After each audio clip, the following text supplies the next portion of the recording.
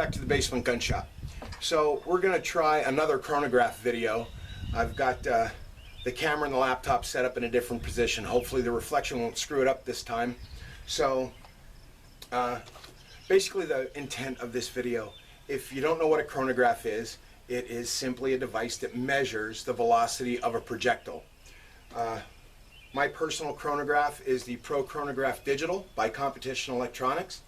It has a PC interface that allows me to record everything right to a laptop. Of course, it's got a display on the unit itself, and I'll swing the camera around so you can see that in just a second. Well, anyhow, it's got a display on the unit itself, and it can give you all kinds of valuable information, especially if you're a reloader. One of the things we look for when we are reloading is consistency in our loads, i.e. that every bullet is traveling the same velocity as the one before it. If you're loading for 2,680 feet per second, you don't want your rounds going from 2,500 feet per second to 2,700 feet per second. You want them right there at that 2680 mark every time. And a chronograph is one of the ways that you can see how consistent your loading process is and how good your powder measurer is. So there's all kinds of good information. You can always also see how consistent factory ammunition is. So for today's test, I brought along 3 boxes of PMC bronze, 147 grain 7.62 NATO full metal jacket boat tails. There we go. So we're going to be shooting 5-shot strings across the chronograph so you can see how it works. Each shot should give us a consistent reading. I don't know what the specs on this ammo are. I used to know. I looked it up. I forgot it. And I just wanted to get out and shoot today before the rain started. So let's crank up the chronograph, crank up the PC interface, and we'll do some shooting, and you can see how the chronograph works. So this is the PC interface for the chronograph. That velocity, power factor, and foot-pounds of energy, that's from the last shot, from the last day I was out here with the chronograph, and that'll display all the time. So first thing you have to do is you have to obviously set up the software for the chronograph and the ammunition you're shooting. For example, right here, I hope you can see it, it says 147 grains, and then since it works off a serial to USB interface, you have to set a COM port. In this case, it's COM port 6. Let me see here. So the big display, this button, will give you a shot-by-shot display and what you're doing, as well as the power factor. For competition handgun shooters, power factor is a big deal. Over 180, you're in the major calibers. Under 180, you're in the minors, and you suffer more penalties. So actually, I'm not going to put the big display on. I'm just going to let this run and do some shooting. 4 rounds of PMC bronze. Now 5 in the magazine, so let's load up and see what we get.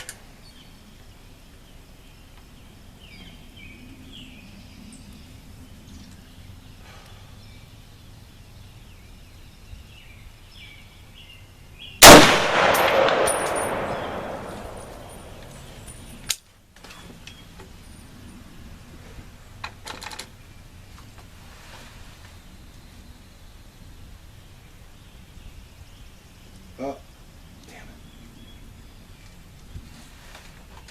Hit the wrong button on the software.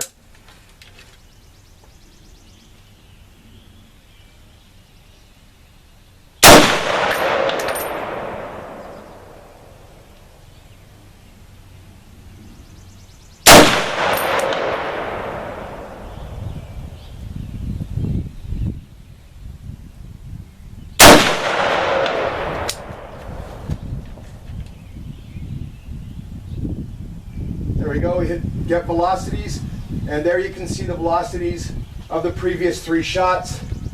The 4th one should pop right up.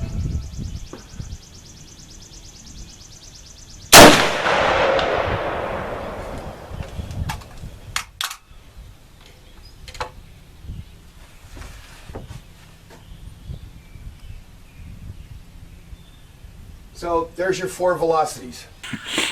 Now with this, one of the really cool things you can do with this is you can export this, and we'll do that in just a second, but let's see.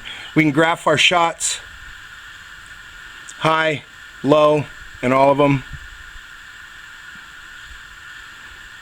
And then if you go to File, Export, gives you your date. It's going to be a CSV file, and you can put in here PMC bronze 147 FMJ BT. Export that. It asks you where you want to put it, and it gives you a string and a date and a time as the default file name, but we're going to rename this PMC bronze 147 FMJ-BT. And since you're exporting that as a comma delimited or a CSV file, comma separated values, you can open that in Microsoft Excel, and then you can work all kinds of formulas on it. But the software does it for you. For example, if I touch Get Statistics, right here it gives me my high velocity, low velocity, average, the extreme spread between rounds was 19 feet per second, and the standard deviation between rounds was 8 feet per second. So let's shoot another string and see what we get.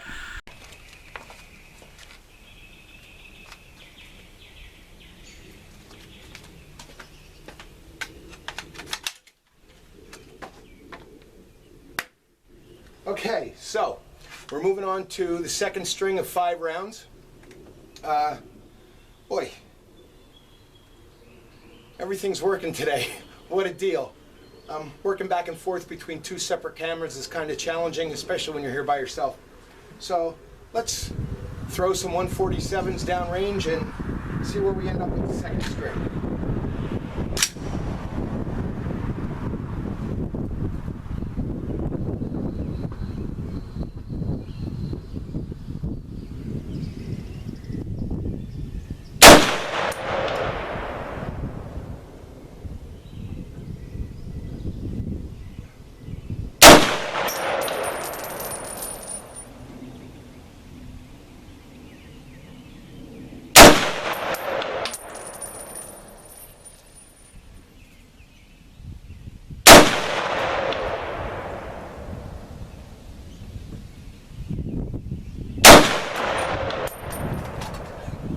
And that's 5. So let's go over here and see what we got. Get velocities. And there's everything we've shot, everything I've shot over the last 2. I did throw some rounds downrange earlier today before I started filming this. You get statistics, and there we go. So we've got some relatively wide spreads, 99 feet per second.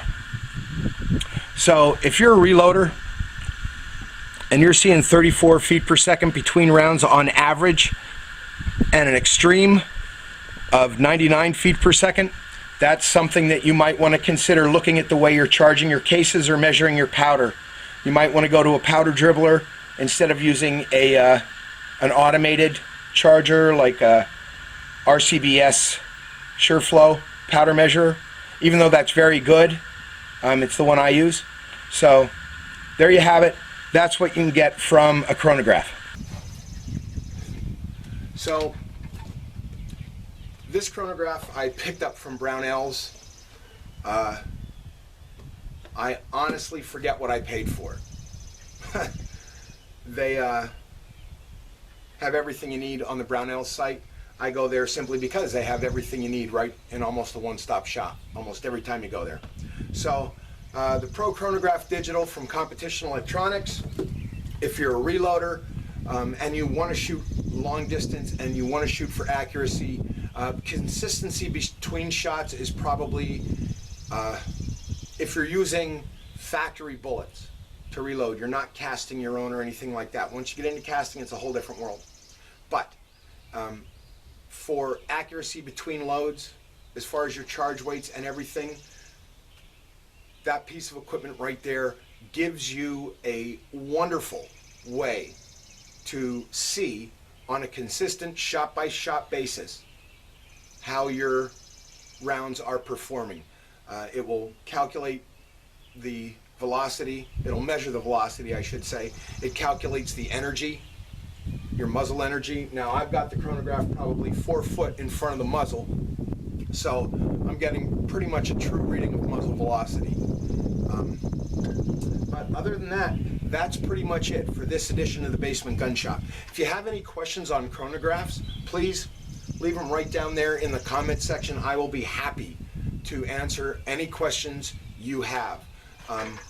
I'll even look up what I paid for it on the Brownell site and post that later. So until next time, if you like the channel, like it, subscribe, even better. Stay safe.